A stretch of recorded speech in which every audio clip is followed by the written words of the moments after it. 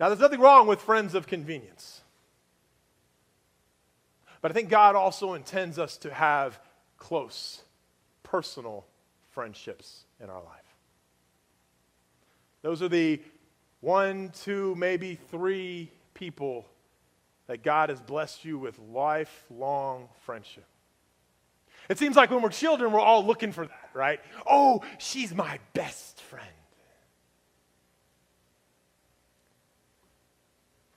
Well, there's something about best friends. I think there's something so sacred about a close, personal, same-gender friendship that God blesses us with. Because in those friendships, you can practice being vulnerable and opening up and investing in to somebody where the stakes are not as high as they would be if it was with somebody from the opposite sex. An opportunity for you to cultivate intimacy with someone else without physical attraction being a distraction.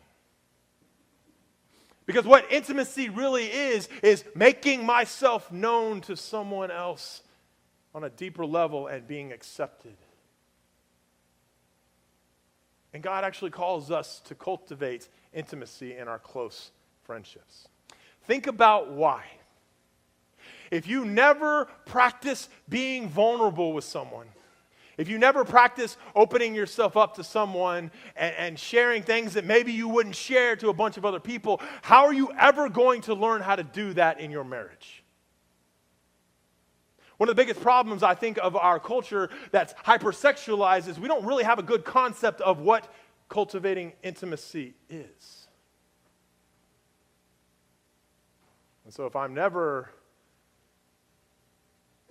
just below the surface with any of my friends, how will I get a deep connection with my spouse? God blesses us with these close friendships so that we can learn to be vulnerable with people, so that we can learn to put our hearts out there and be like, hey, nobody else knows this about me, but I need to tell you about this, and you need to hold me accountable for it. And so, guys, if we get together and all we ever do is talk about whether or not we think Dak Prescott is going to be a good quarterback this upcoming season, we're kind of missing out on what God might intend for our relationship to be. Ladies, if when you get together, all you do is talk about whatever it is that ladies talk about when they get together. Let's see, all the ladies kind of leaning in like, what is he going to say? I have no idea what y'all talk about.